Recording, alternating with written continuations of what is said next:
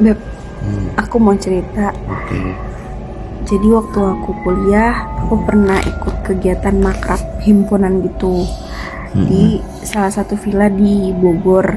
Nggak bisa gue sebutin namanya, takut ada yang dirugikan ya. Jadi tuh letak villanya itu ada di atas bukit paling atas. Pokoknya belakangnya itu langsung hutan. Emang sih kayak pemandangannya tuh bagus banget ya, tapi itu jadi pas waktu datang ke sana emang udah creepy ya.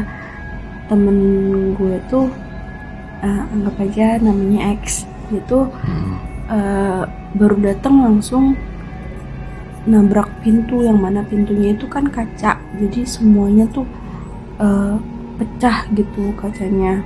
Terus di situ tuh dia mau dilariin ke klinik, bingung karena itu posisinya di atas, jauh dari rumah warga, jauh dari rumah sakit dan lain-lain. Jadi dia bener-bener dibersihin darahnya di villa itu.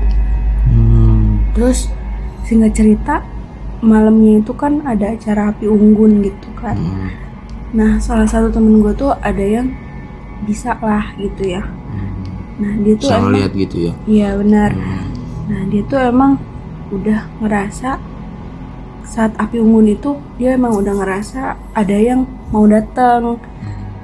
Jadi dia bilang sama panitia untuk bikin acara api unggun itu nggak usah lama-lama. Nah pas acara api unggun itu kayak biasalah nyanyi atau apa gitu. Terus temen gue tuh hipotermia.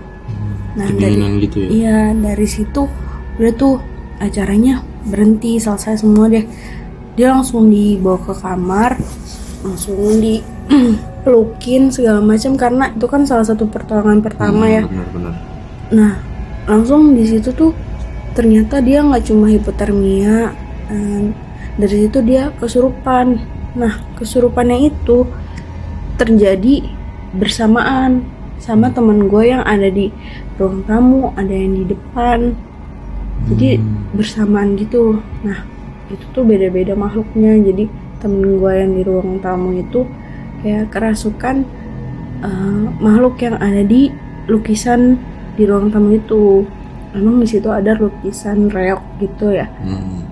Jadi itu persis bentuknya kayak gitu. Kata temen lu yang bisa lihat itu. Iya betul. Nah ya udah dong, kita semua panik karena keadaannya semrawut gitu. Karena ada 3 titik yang berbarengan tuh. 3 titik. Nah dari situ temen gue yang bisa itu dia nggak baca-bacain apa-apa, dia cuma jagain di depan pintu karena biar gak ada yang masuk lagi nih. Karena emang itu dia tuh udah lihat dari sisi bukit itu, di hutannya itu udah bergerombol makhluk halus katanya, udah mau datang ke arah villa. Jadinya dia jagain di depan pintu. Ya udah, terus dari situ tuh kesurupan itu berlangsung lama Beb, sampai subuh baru selesai. Nah dari situ acara juga dihentikan lah, makrabnya ya nggak bisa diperpanjang. Jadi sampai pagi kita langsung berkemas dah ke Jakarta. Terus gua mau nanya nih, kan tadi kan pas baru datang tuh ada tuh temen lu tuh yang nabrak pintu kaca ya. Itu dia sadar nggak kalau itu di situ ada pintu? Maksudnya tuh setelah ditanya kenapa kok lu bisa tiba-tiba nabrak pintu kaca gitu? Iya, udah ditanya, dia tuh bilangnya dia nggak sadar kalau itu pintu tuh dari kaca gitu. Jadi dia langsung tiba-tiba langsung nabrak, jatuh, langsung berdarah gitu. Iya berarti gitu ya, berarti lumayan serem juga kalau sampai nyelakain gitu. Terus kalau yang tadi tuh yang temen lu yang bisa ngelihat itu, emang dia bisa ngelihat itu kan banyak tuh yang dari apa hutan mau ke situ ya, maksudnya dia ada ngomong nggak kayak misalkan kayak kalian tuh di sana bikin salah nggak, kayak misalkan ribut atau kayak buang sampah sembarangan atau gimana gitu, atau ya pokoknya yang mengganggu maksudnya dalam itu mengganggu mereka lah gitu. Nah iya benar.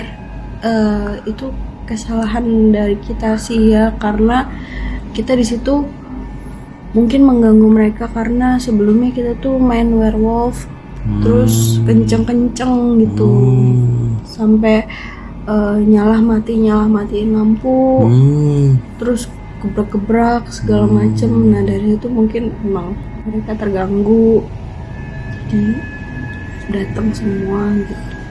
Iya, maksudnya kan nggak mungkin mereka tuh ganggu kalau kita nggak, istilahnya kita nggak ganggu itu kan. Kalau misalnya kita datang terus kita numpang kayak kan namanya kita di tempat baru ya, pasti ada tuh penunggunya, percaya nggak percaya, tapi kan seenggaknya apa susahnya sih kita ngomong kayak permisi saya mau bikin acara di sini gitu. Iya.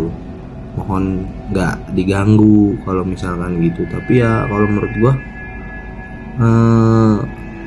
buat pengalaman aja sih kalau kayak gitu. Jadi kalau di tempat baru tuh ya saling menghormati aja gitu. Jangan yang ketawa boleh, tapi jangan yang sampai tengah malam ketawa gitu, nyanyi berisik gitu. Istilahnya kita yang manusia aja, kalau kita punya tetangga apa punya teman yang begitu aja kita keganggu, apalagi mereka yang istilahnya hitungannya gitu lebih lama tinggal di sono gitu.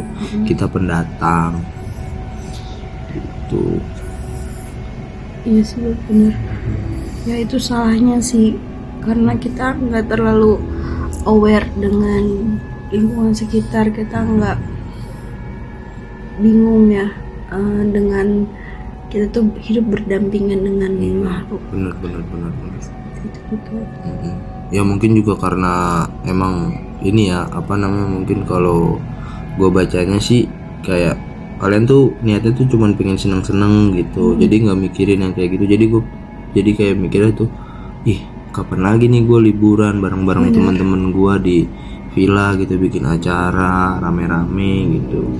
Jadi kalian tuh lupa gitu kalau harus kayak numpang-numpang gitu. Saling menghormati. Ya saling menghormati aja intinya gitu.